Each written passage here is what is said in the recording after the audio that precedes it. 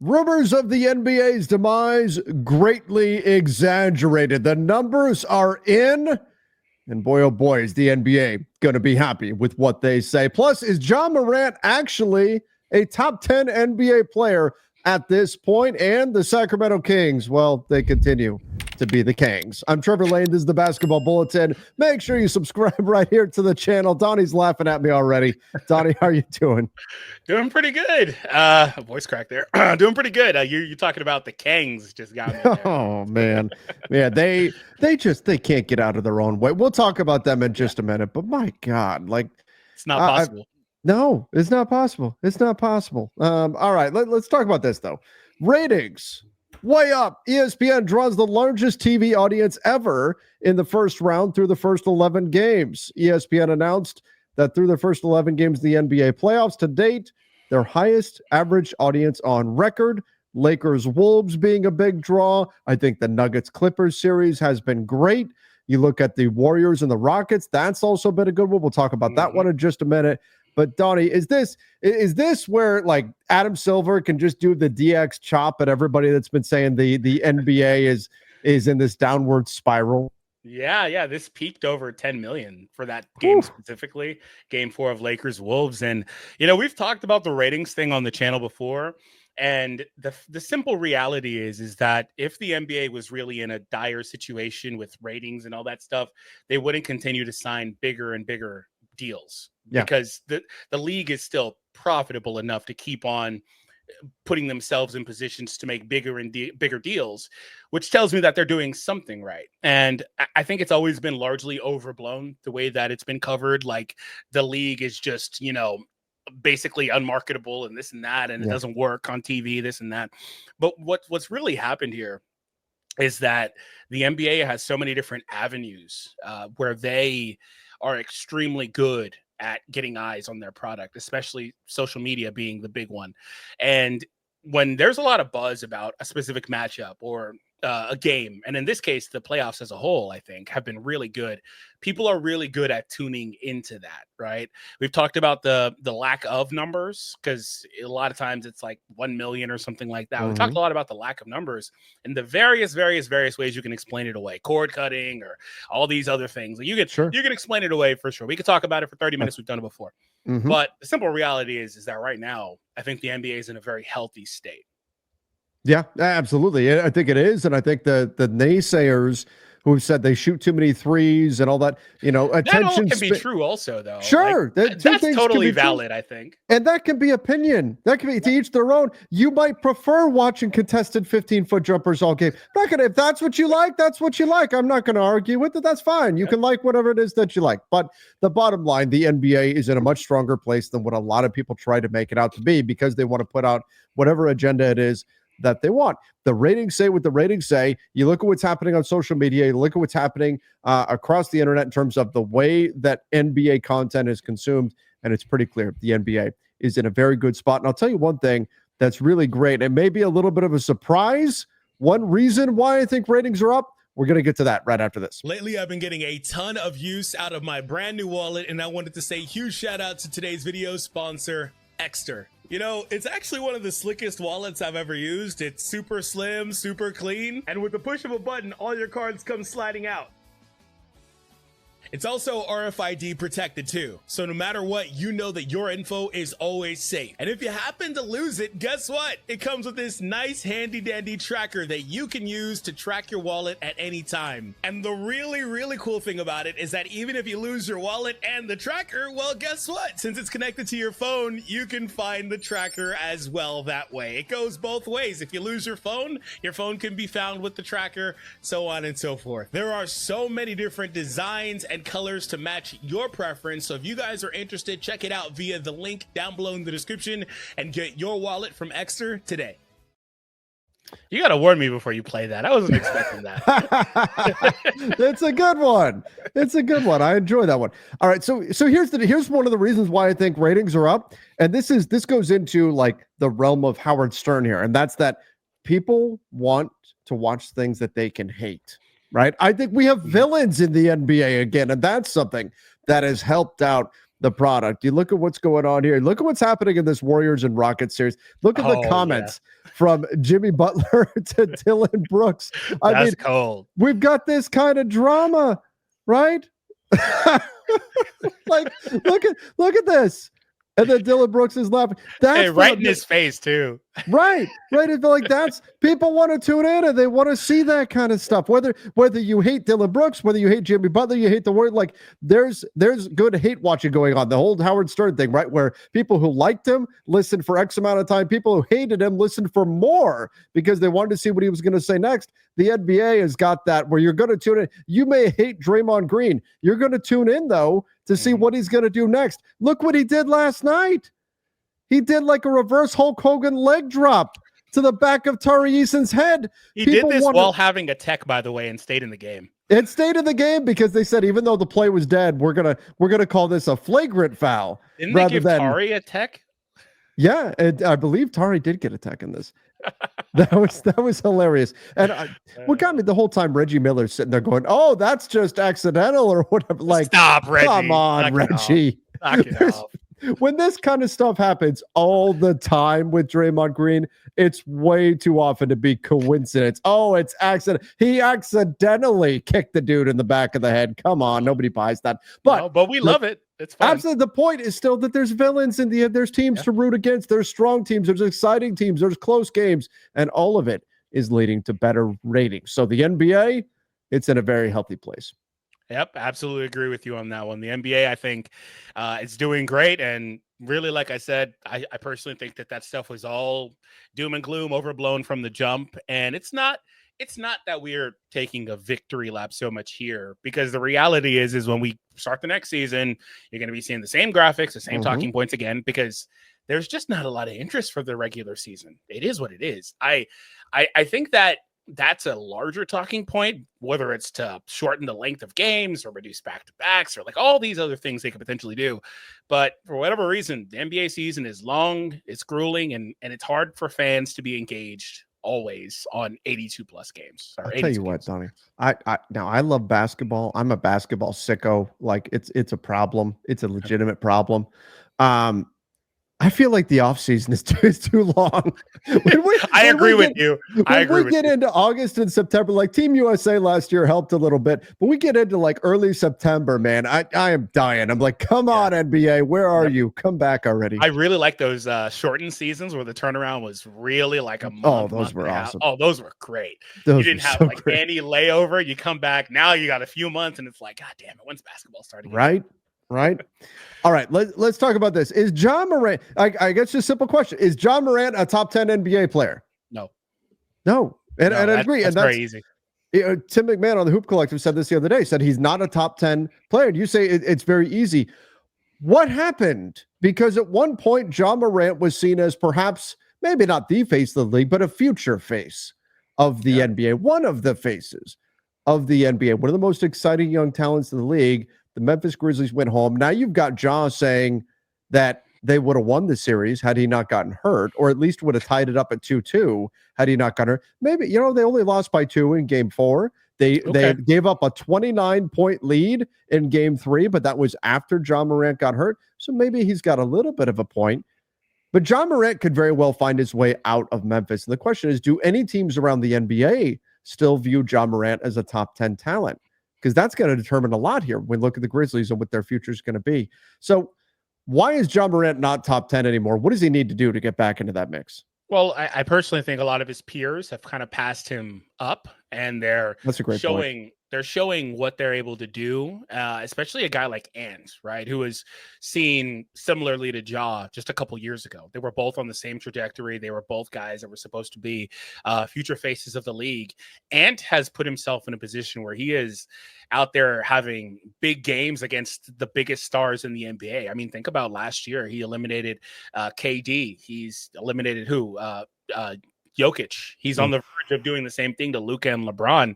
Who knows what happens in round 2? Like if he's able to go there and then eliminate Steph and Jimmy potentially, and like Ant's putting himself there. While Ja was on a similar trajectory, but then got derailed by injuries, but also the off-court antics, and he's almost put himself in more of like a villain lane where it's like he's still got the talent to be there, but in terms of like being the face of the league, all that stuff, I don't think the league will ever market him that way.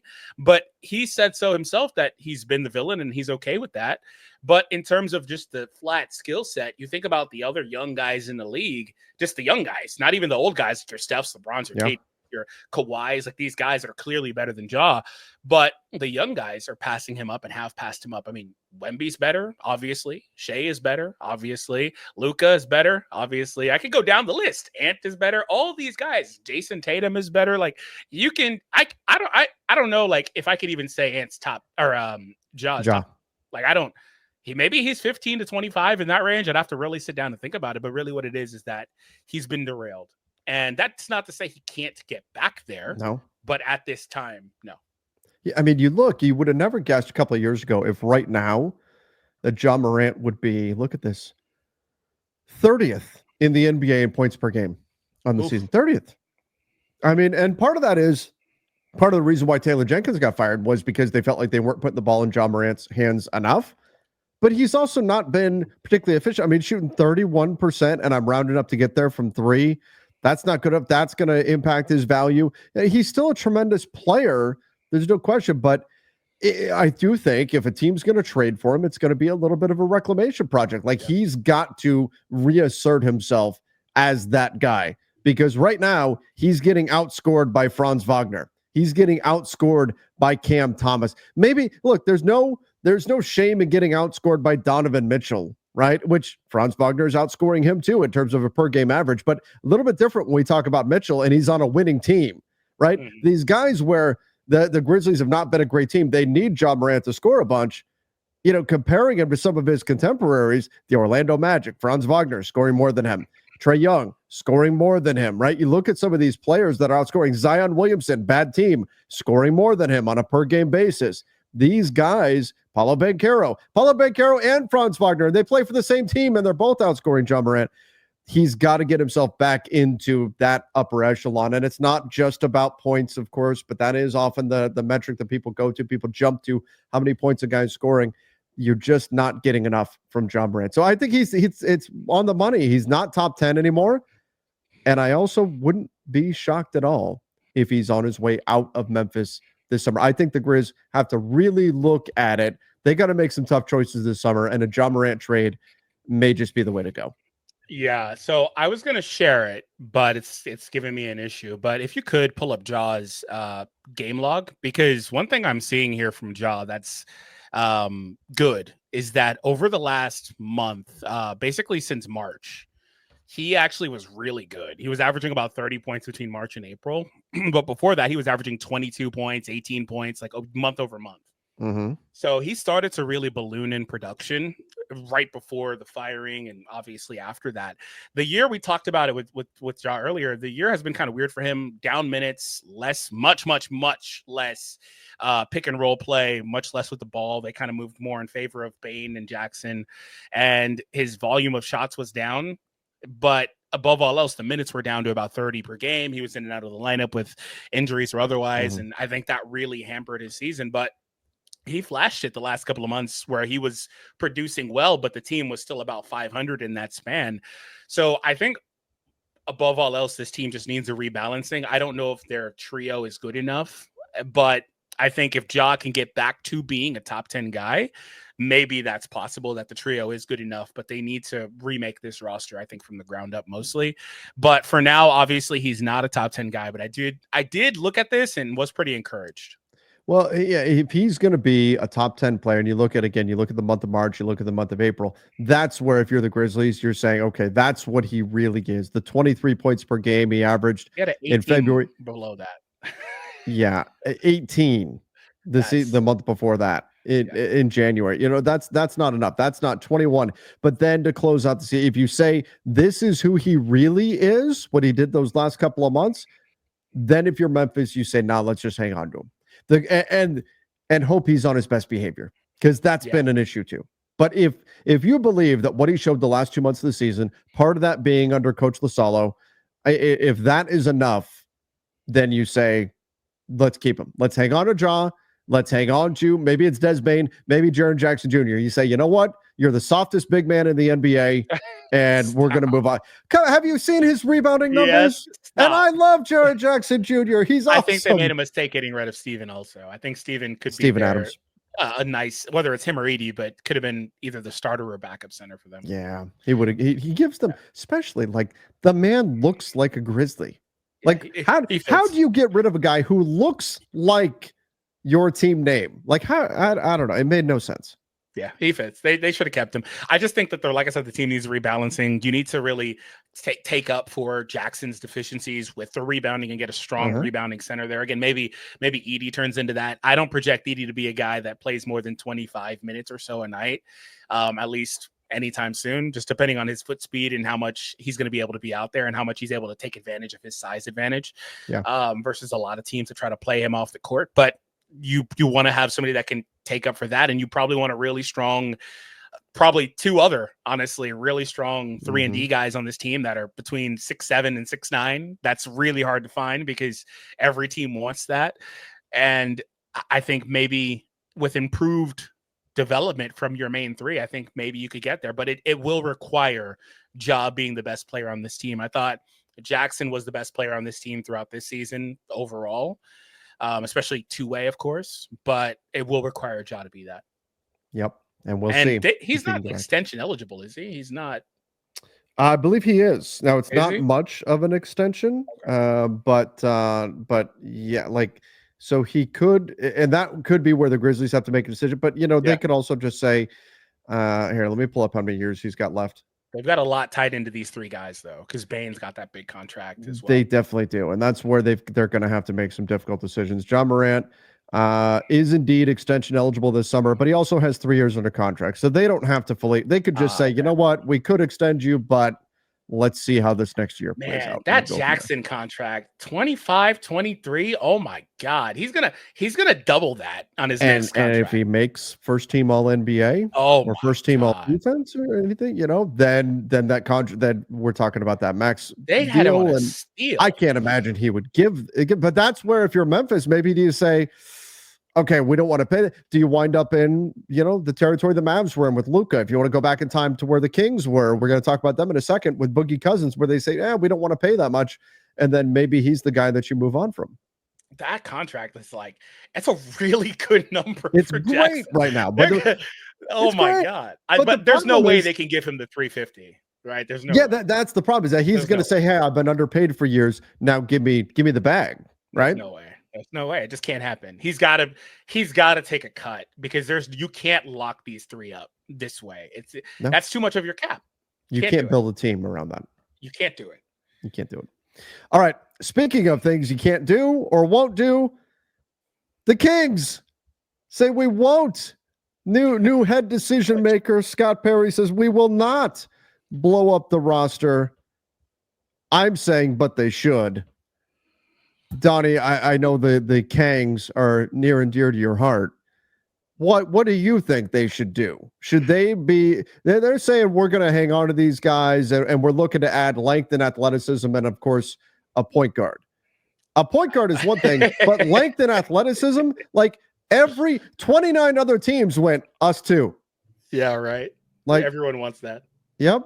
So what are we talking about here? Well, I mean, I think it's funny that they need a point guard because they drafted two really, really good point guards. Yeah, maybe you're regretting the Sabonis for Halliburton deal right now. Yeah, that's possible. I mean, I think they should have just kept both of those guys and tried to make it work and maybe go around there. And if they needed to make a trade, eventually do that. But I think they gave up on Halliburton a little bit too early.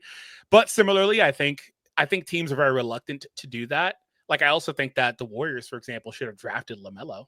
But they didn't. So I assuming that's the same year if I remember correctly, but teams are reluctant to do that when they've already got a star guard there. And they also had Davion Mitchell. They went through a stretch where they were drafting a bunch of 6'3" guards, and now they don't have any. Anyway, not that Davion is the guy, although he looks really good in Miami. But no, in all seriousness, the Kings are weird because they're completely content existing in the middle ground because they were in the bottom ground for so long. And I think they had a nice turnaround there for a couple of years. And it was really fun with the whole Light the Beam thing. And the fans came back after transplanting to other California teams, and they had a great run there. But I think for the health of the organization, it's probably better to just retool. I mean, you're in a weird spot because you've got Sabonis on that big deal. You've got Levine for a couple more years on a big deal. You've got some of these other guys on contracts you don't really love, like DeRozan, for example. Yeah, that one hurts. Your options are limited, I think. And I don't think that your ceiling is very high with those three guys being your best three players. Or even Monk, if you wanted to mix him in there. I don't think that ceiling is very high, especially in the Western Conference. If they could get better slotting on this team, get more athleticism, another big on this team as well, I think that could be useful and it would make them more competitive. But I think they should probably just transition towards a rebuild and go from there. Do we have their draft assets as well? Because I don't think they're in the same situation as the Bucks, where the Bucks have literally nothing. So yeah, they've got their picks, with the exception of this year. Their pick, I believe it's top 4 protected. It goes to Atlanta this year. They're not getting it. So yeah, unless it has a 3.8% chance of landing top 4. So if it happens to move up, then they could keep it. But otherwise, they've got their future picks. And they also have a couple of San Antonio picks from the Fox trade and things like that. So there is some draft capital there. Those fake picks that nobody likes. Fake Nobody picks. respects those picks. No. But still, they do have their own picks. So if you were to get into it's not like they don't have all their future picks to where you go, oh, they can't rebuild because they don't have their own draft capital. They do.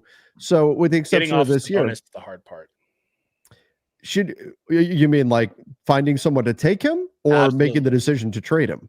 Absolutely. Getting off of him, period. Getting someone to take him on. You think somebody wouldn't take Sabonis at 43 million, 40 million? Well, how many teams are Sabonis away from a championship? Yeah, that's fair. Who would?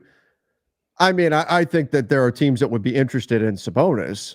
Sure. You know what's crazy? At 50 million nearly for 3 more years. He's a good player, though. He is a good player. He's just too reluctant to score for me. Like I need Sabonis to put up like 27 a game or 25 a game. I think the bottom line is all three of these guys, and to an even lesser degree DeMar DeRozan, but Zach LaVine, Sabonis, like those guys are good if they're your third options. Yeah. They can't be your first or second, and on this team, they're the first and second.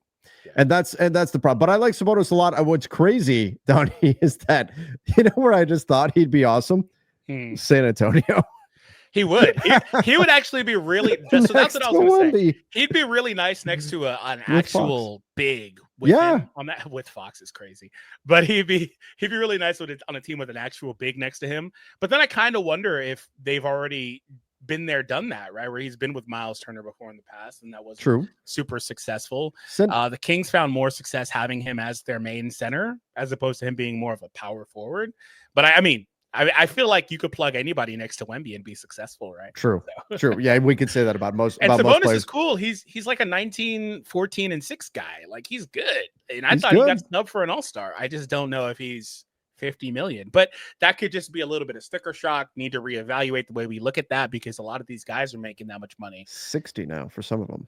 Yeah, but yeah, it's crazy. But I get it. So I do think the Kings. The bottom line. What should the Kings do? They're saying we're not going to tear this thing down. I look at this roster and I say, is this roster good? Is there any kind of a move they can make this summer where you could say add player X reasonably to Zach LaVine, Sabonis, DeRozan, and that is going to make us a good, legitimate team. Again, within not they get Giannis somehow teleports onto their team or something like that. Like a realistic move they could make. I just don't see, especially if they don't want to give up Keegan Murray. And I don't know if they should go that route. Like, is it worth it to try to build a team that's going to compete with that being your core, that being your foundation that you're building upon? The foundation doesn't make sense to me. Yeah. I think a point guard would certainly do wonders. It would help. Yes, if you could throw in a bunch of 3-and-D lanky athletic wings on this roster, great. That would help. But again, 29 other teams are asking for that. So if that's the case, what are we doing? I know that they missed the playoffs for so long, but this team's just not it. And the sooner they come to that realization, the sooner they can start rebuilding it.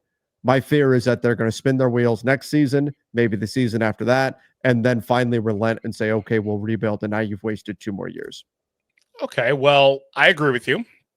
But with that being the case, let's do an exercise here really quick.